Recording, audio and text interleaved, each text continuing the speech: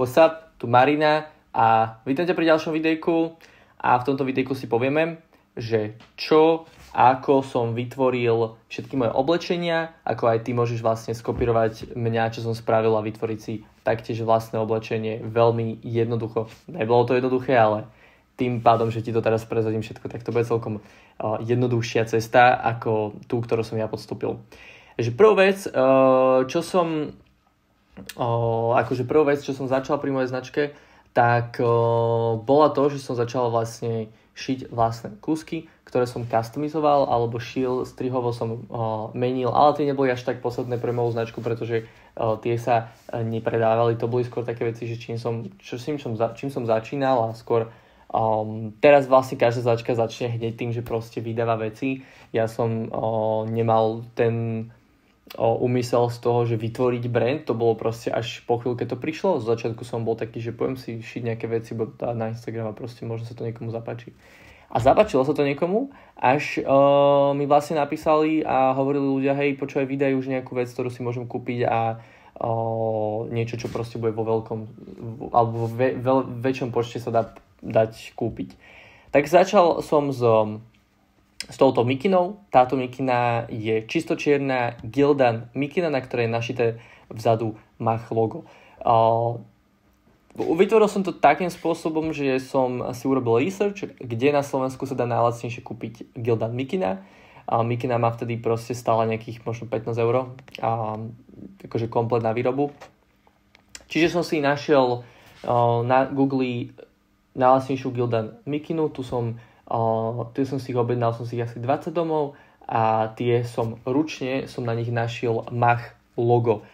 Toto bolo aký prvý krok, kedy som fakt, že nevedel, čo mám robiť, jak mám robiť, ale možno aj pre vás veľmi jednoduchý krok. Proste si objednáte čisté mikiny a tie budete doma customizovať. Tým pádom každá mikina má možno lepší príbeh za tým, je od vás a keď, dajme tomu, máte fakt, že z začiatku prvá kolekcia a máte možno 20, 30, 40 objednávok, takto v kľude za 2 týždne viete spraviť, každým budete na to makať a proste máte to hotové. Zo začiatku, hej. Potom už si vysvetlíme, jak som ja pokračoval. Toto bol rok 2020, čiže vtedy moc, že mať značku oblečenia, vtedy ešte len začínalo, čiže vtedy nebolo až tak veľa možností, ako proste si nechať vyrábať oblečenie. Ale postupne sa teda k tomu dostaneme. Toto bola teda moja prvá mikina, ktorú som vytvoril. Veľmi jednoducho. Šiaci stroj, objednáš Gildan mikinu a našiješ látku, ktorú som zhodou náhod mal doma, pretože som si kúpil som si modrý obrus, z ktorého som vlastne vystrihol tieto Mach písmená a keďže ten obrus bol fakt obrovský, tak som mal tých písmen veľa a mohol som to teda našiť. Ako ďalší produkt, ktorý som začal, bola Mach táto mikina. Je to Mach čierna mikina, takisto Gildan mikina, kde není vzadu modré Mach logo, ale vpredu je kruhové a vzadu je kruhové veľké, vpredu kruhové malé. V tejto chvíli som začínal sám. Ja som si to šil doma v kľude a nepotreboval som nikoho na to, a pretože tých objednávok bolo dosť a stíhal som ich proste robiť. Ja som si jeden deň sadol, za týždeň som ich proste ušil, alebo som ich proste šil, keď došla, že 1, 2, 3, tak som to ušil aj keď vtedy došla tá objednávka, takže to bolo úplne v pohode. Zobral som Gildan mikinu, našiel som na ňu vpredu, vzadu logo, vybavené. Nič ťažké, trvalo mi, jedna mikina mi trvala možno do hoďky, hotová bola, takže easy. A toto bol teda druhý produkt, ktorý som predával vo väčších počtoch. No a keď som už prišiel na to, že vlastne táto mikina kruhová sa bude predávať celkom veľa, že tu budú celkom vysoké počty, tak môj kámoš mi poradil, že veď zožen si na to niekoho, kto ti s tým helpne. Tak si vravím, že tak OK, tak let's go. Tak sme napísali pár ľuďom na facebookové skupiny, proste oslovil som nejaké firmy a tak a zrazu sa ozvala nejaká baba, nejaká staršia pani, ktorá by to vedela robiť.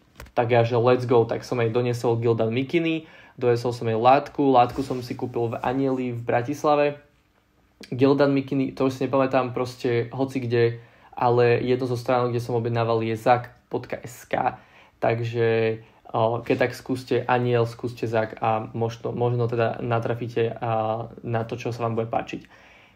No ja som došiel za touto ženou, čo som našiel starou babkou a dal som jej tieto mikiny, dal som jej na vyskúšanie jednu, nech to vyskúša, bolo to perfektné, za mňa to bolo perfektné a tak som jej odtedy nosil každú jednu mikinu a platil som jej teda za to, že mi proste šila, že mi našívala moje Mach logo na Gildan mikiny. Lebo postupne mal som tú modrú, mal som tú zelenú, tú modrú som už potom nepredával. Zelenú, ktorú som sa rozhodol predávať proste, že dokonca, kedy proste budem predávať mikiny.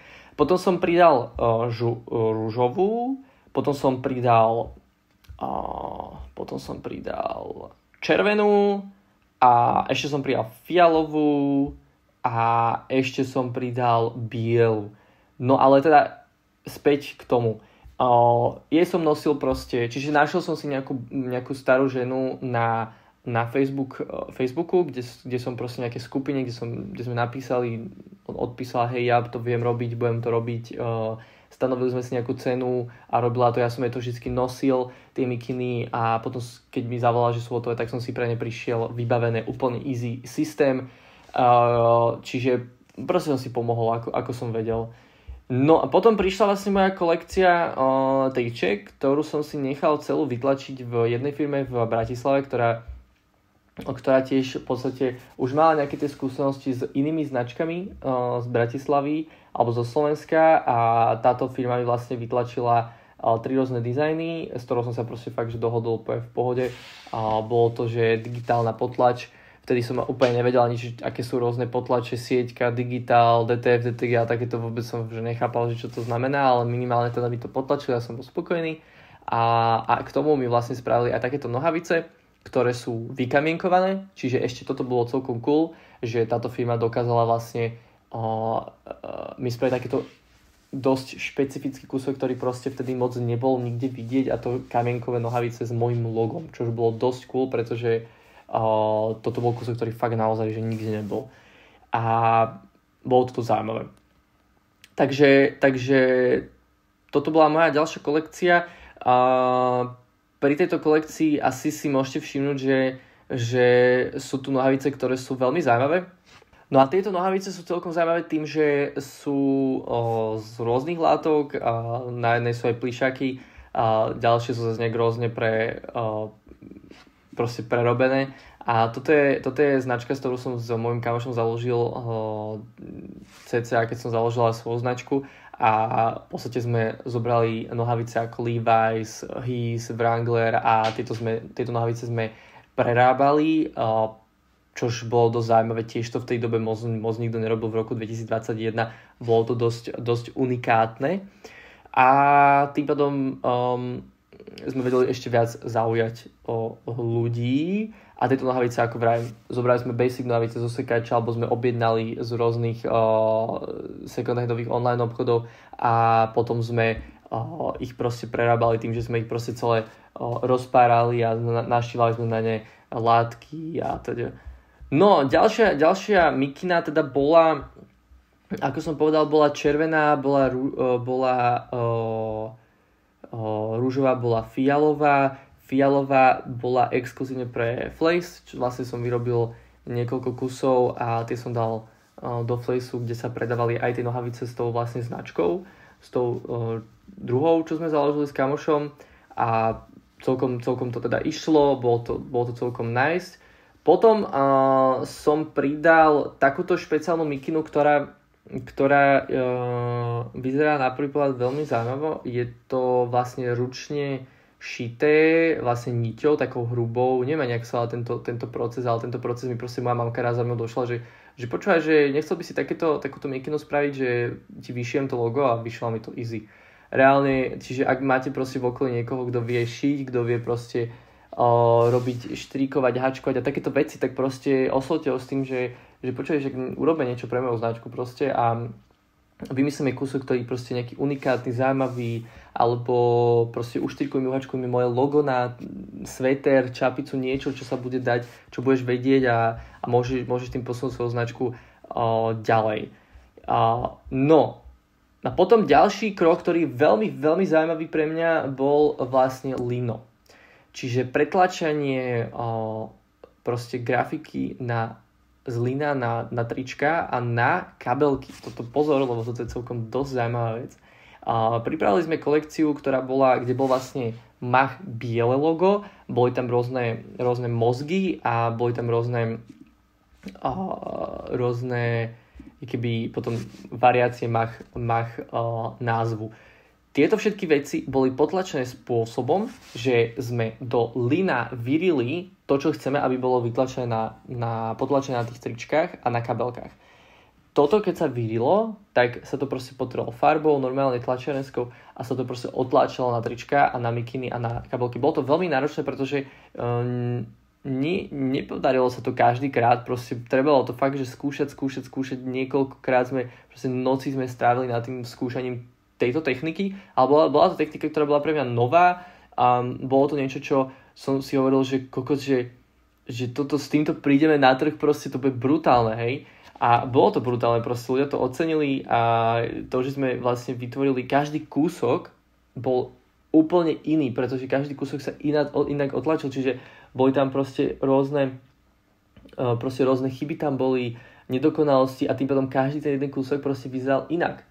Ale stále to bolo proste, dajme tomu to Mach kruhové logo alebo tie mozgy, ale každý kúsok proste mal, že niečo proste inak, pretože sa to nie vždycky otlačilo 100% tak isto. Čiže pri tejto kolekcii som zobral zás Gildan a Stanley Stella trička a tieto trička som potlačali sme teda touto lino technikou. Kabelky boli v spolupráci s Amila, to znamená, že som proste rozhodil siete, oslovil som rôzne firmy, ktoré mali kabelky, ktoré vyrábali kabelky na Slovensku. Chcel som, aby táto kolekcia bola taká dosť, že slovenská. A teda jedna firma teda povedala, že áno, ide s nami do tejto spolupráce a vytvorili sme s nimi kabelky, ktoré sú nádherné a dosť jedinečné. No a ďalšia súčasť tejto kolekcie bola mikina. Táto mikina, ktorú teda môžete teraz vidieť, táto mikina je brutálna. Je brutálna pretože to je najťažšia mikina na Slovensku vyrobená. Je to vyrobená mikina na Slovensku z tureckej látky, turecká látka má 600 niečo gramov na meter štvorcový, teraz si nepamätám konkrétne koľko. 600 gramov na meter štvorcový je extrémne hrubá mikina, je to French terry, čiže je to nepočísaná bavlna, čiže z vnútra tej mikiny proste cítiš tie vlasy, teda nie vlásky, ale cítiš proste tú látku, tie kolečka, alebo proste, jak to mám povedať, také, keď viete, čo je French terry, alebo nepočísaná bavlna, tak chápete. Takže alebo si to vygooglite. A bola to doteraz je to najhrubšia vyrobená mikina na Slovensku, najťažšia mikina, ktorá je vyrobená na Slovensku. Nenašiel som inú firmu, ktorá by niečo takéto vymyslela na Slovensku.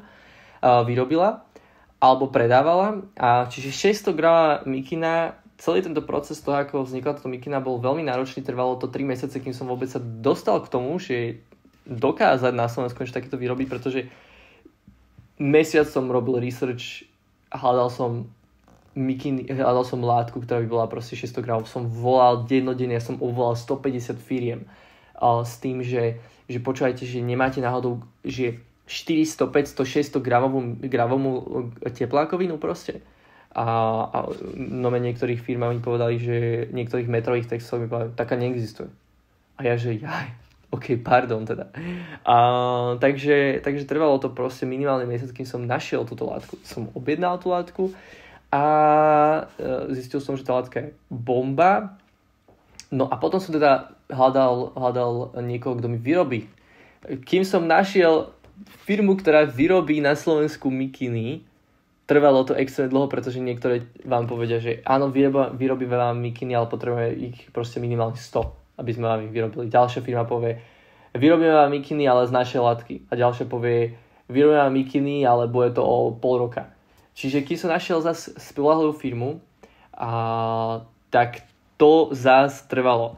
A táto látka už momentálne není k dispozícii, už sa nedá si objednať, minimálne pozeral som to pred týmto videom a není k dispozícii v tom obchode, kde som to kupoval, online obchode, takže bohužiaľ, ale minimálne vám môžem povedať, že firma, kde som nechal vyrobiť tieto mikiny. No a táto firma sa volá Creativa a v tejto firme mi teda vyrobili niekoľko kusov tejto mikiny. Povedali mi, že táto mikina bola veľmi náročná na výrobu, pretože pracovať so 600 gramami na metr štvorcový je veľmi náročné, pretože je to dosť hrubé a nie každý stroj proste prejde úplne v kľude touto látkou a keďže mikina má proste tuto hore niekoľko preložení cez seba, tak potom sa tá látka stane brutálne hrubou, čož je problém.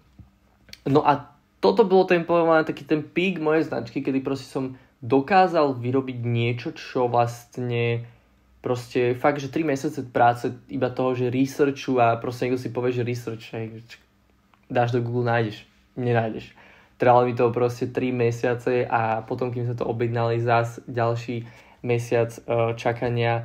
A bolo to dosť náročné, ale teda podarilo sa to a vytvorili sme unikátnu mikinu. Takisto sme vytvorili unikátne kabelky a tieto kabelky sme teda potlačili predtým, ako sa celé ušili alebo spracovali a proste mali sme iba taký kus proste kože, na ktorý sme proste potlačili linom tieto kabelky a potom sa proste potom išli do výroby. No a potom som sa hral s tým, že čo dokážem vlastne spraviť, čo mi trh ponúka. A to bol už rok 2023, kedy som si povedal, že dobre, idem vyskúšať print on demand službu. Je to niečo, čo vlastne je firma, ktorá proste vám od jedného kusu sama bude aj odosielať všetky objednávky a vy nebudete robiť v podstate nič. Povedal som si, že to chcem vyskúšať, pretože bolo to niečo nové. Mám rád proste nové, rád sa učím, mám rád proste, že nové veci skúšať a povedal som si vyskúšam. Tak sme vytvorili dizajn, tento dizajn a ten, kto si objednal, tak si objednal. To isté tuto použili sme Gildan trička, obyčajné Gildan Heavy 5000 a na to táto firma na jedno tričko sme použili Printify, na druhé Printful. Takže keď tak môžete aj vy toto vyskúšať, určite je to dobrý spôsob, ako možno začať značku tým, že nepotrebujete vlastne veľké inventory, nepotrebujete mať proste 150, 30-40 kusov tričiek, ktoré sú vyslovene vytlačené doma u vás a proste takto vlastne môžete predať sa 10 kusov, predať sa 10 kusov, predať sa 100 kusov, predať sa 100 kusov, takže je to úplne celkom v pohode záležitosť. Ako ďalší produkt, ktorý som vytvoril, nadväzoval vlastne na tú mikinu, na tú 600 gramovú mikinu, že som zobral ten pattern tej mikiny, čiže strih tej mikiny 600 gramovej a z nej som ušil z látok 10 mikín. Všetky tieto mikiny teraz môžete vlastne vidieť a sú to mikiny, ktoré sú z látok, ktoré sú z outletu, sú z látok od mojej babky, pretože moja babka pracovala počas komunizmu ako šička a mala dosť veľa látok, čiže som dosť upcycloval a tieto mikiny proste som normálne doma sám ušil, pretože som si povedal, že mám pocit, že som nejaký viac a viac lenivý a proste viac a viac dávam prácu niekomu inému robiť a tým pádom sa dosť odputám od tej značke, že mám proste pocit, že nechám proste všetko na iných a ja proste potom som ďalej od tej značky, tak som si povedal, že tak začnem od koreňa a proste ja vytvorím kolekciu, ja si nájdem látku, ja si proste ušijem tie veci, ja to spropagujem a vyšlo to, bolo to brutálna kolekcia 10 mikín, ktoré proste boli fakt, že proste bomba. A po tejto kolekcii som hneď pokračoval ďalšou, kde vlastne mi pomohla aj kamoška a vytvorili sme vlastne niekoľko kusov, ktoré boli znova customnuté alebo ušité proste from scratch a toto som proste tiež ušil u mňa doma, customol som u mňa doma a tým vlastne už aj vlastne končí moja história všetkých vecí, ktoré som si vyrábal, nechal vyrábať, alebo teda vyrábal ja, alebo nechal vyrábať. A takisto môžete aj vy vlastne sa inšpirovať tým, že buď použijete rôzne firmy na Slovensku, využijete print on demand službu, alebo vy sami si to proste poviete, že ja sám si to idem teraz proste vytlačiť, idem sa naučiť sieťku, idem sám proste si potlačať veci, idem si sám šiť veci, proste idem to všetko delegovať na nejakú firmu, nájdem si nejakú grafickú firmu, ktorá mi spraví grafiky, nájdem si napríklad niekoho na Fiverr, kto mi spraví grafiky a tak ďalej, čiže vlastne je to na vás. Taktiež využíval som aj Alibabu, hral som sa s rôznymi vecami, ale keďže som to nehovoril v tomto videu počas tohto, tak som vlastne to nakoniec nevyužil pri žiadnej kolekcii, pri žiadnom produkte. Takže toto bude vlastne všetko v tomto videu, dlhšie videjko celkom, ale dúfam, že vám to veľa dalo, toto video. Je to v podstate celá moja cesta značky, kde a jak a čo som dával vyrábať, kde komu jak a v podstate easy. Takže prajem vám veľa šťastia s vašou značkou a keby ste mali nejaké otázky, kľudne mi napíšte na Instagram, tuto dole pod YouTube a rád vám odpoviem alebo kľudne spravím video na vašu otázku. Takže zatiaľ peace.